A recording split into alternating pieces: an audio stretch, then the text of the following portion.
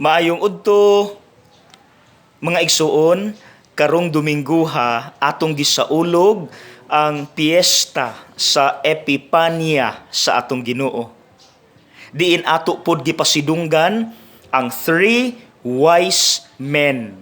Dili hari, kundili wise men nga nagtuon bahin sa mga bituon. So pwede pod silang matawag mga astrologers.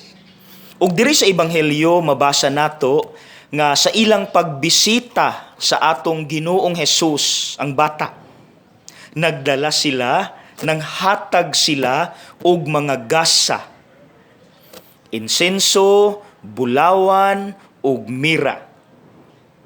Ug unsa may epekto sa ilang paggasa, paghatag, klaro kaayo gisulat sa ebanghelyo nga nangalipay sila. So mga igsuon, kini di ay manggihatagon ta ba? Malipayon di ay tano? Ako wala man gid koy laing mahatag nga example. Si Mother Teresa gabalik-balik na man gid siya sa akong examples, pero tan-awa iyang naong. Dato biya sa gikan. Aniat gibiyaan na niya o gihatag niya iyang kaugalingon aron atimanon ang mga baho nga mga masakiton ug mga pobre sa India. Tanawa iyang naong sa iyang paghatag, sa iyang pagsakripisyo, siya ang malipayon. Grabe iyang smile, mga igsuon, makasuya. Makasuya iyang smile, iyang katawa. Pero abi ninyo, kini si Herodes, ang hari, aning higayuna sa dihang natawo ang atong Ginoo. Do wala gipakita sa ebanghelyo, pero dili siya malipayon.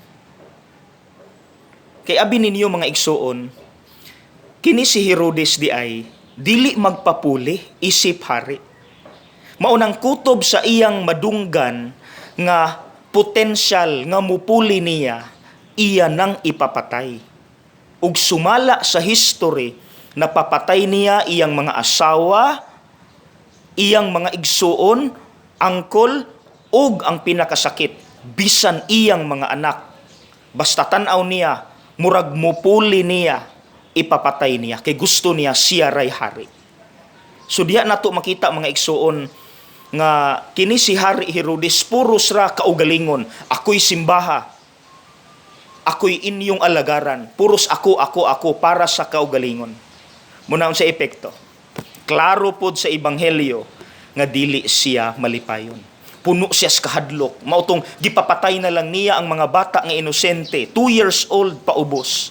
Kay mahadlok siya nga katong bata nga natawo nga mahimong hari sa Israel mupuli niya. So kada adlaw puno sa kahadlok. Dili siya malinawon, dili siya malipayon. Luoy pod. Luoy kaing kinabuhi nga dili ka malipayon, dili ka at peace, puno kas kabalaka, taranta, kahadlok. Tungod di ay kay di siya kabalong manghatag.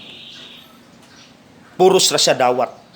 So ang tao di ay mga igsuon nga dalo kanang dili kabalong manghatag, dili na malipayon. O ako nakasaksi gyud ko ana sa dihang nakaadto ko sa Dead Sea dito sa Israel.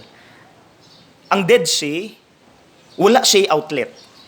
Sige ra sag dawat og tubig sa River Jordan, pero wala siya gawsanan. Mauna gitawag sa Dead Sea kay walay isda, walay tanom nga mabuhi niya. Patay siya. Ing anak pud ta kung di ta kabalo manghatag. Dead Sea. So mga igsuon, gusto ka nga makasinati og kalipay nga tinuod? Awata ang 3 wise men. Awata si Mother Teresa. Panghatag. Panghatag, panghatag, panghatag, panghatag. And make it a habit. Bisan sa mga ordinaryong panahon, dili lang Christmas, bisan sa ordinaryong panahon, kada adlaw, make it a habit to give. And I promise, I swear, magmalipayon ka. Happy ka. Magmalipayon ka. Okay? God bless. Merry Christmas!